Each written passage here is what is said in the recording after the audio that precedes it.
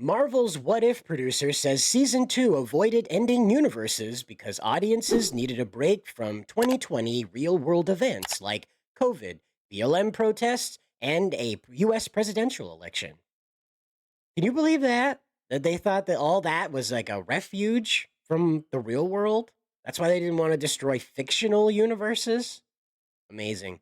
This story comes to us from Spencer Bakuli over at Bounding Into Comics, and I'm going to skip down to the tweets because Spencer gives us a very methodical breakdown of what goes on in this season that's chock full of spoilers. And I don't really want to put up with that in the comments. Sorry, folks. It's just not my bag. Speaking to the topic, that is about the universes not being destroyed, speaking to the topic via a December 30th thread posted to her personal Twitter account, the aforementioned showrunner, Bradley, explained, since it's been asked, wondering why the world doesn't end in What If Season 2, we penned What If Season 2 between January and October 2020, amidst the onset of COVID, BLM protests, and the US presidential election when it felt like our world was on the brink of destruction, obviously. And they go on and add to that and say, A.C. Bradley here, Ash Bradley, goes on to say, what if became our sanctuary, a retreat where our heroes rise against darkness and the most unexpected ones shine the brightest, like Nebula and Hela and a young woman wanting to see a cool lake. Mm-hmm. Uh, Added the Miss Marvel series writer. Sometimes it's just more fun to save the world. Now, I watched some of both ends of this, both season 1 and season 2. It's cheese to the max. It's very agenda driven. Lots of the message going on in there.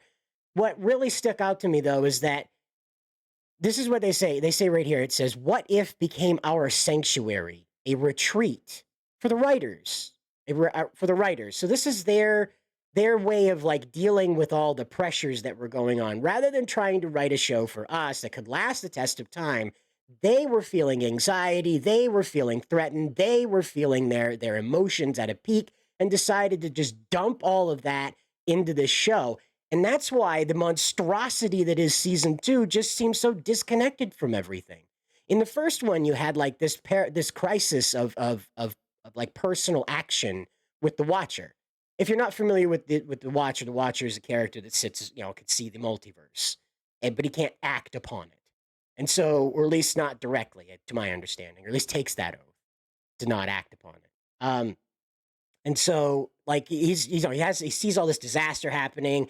There's a threat. There's a threat to the multiverse. If anybody hasn't seen it, I don't want to spoil it, but there's a threat to the multiverse, and he doesn't know what to do about it. And it's a very, it tells a lot of stories that all kind of come to a head.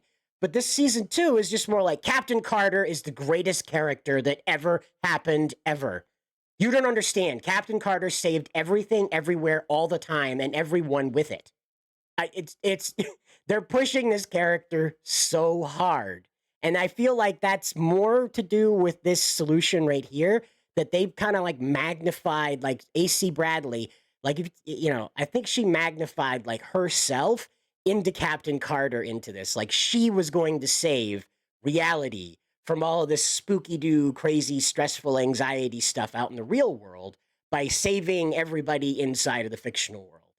I honestly think that that's what this is. That you see Captain Carter like acing this whole thing, and I really think that's this lead producer, lead writer person here, AC Bradley, just using the character as a skin suit to get their heebie-jeebies out of their system.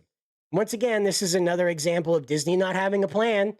No one having like any overarching idea of what this should take shape as in 20 years, and 10 years, and 5 years even. Not even 5 months.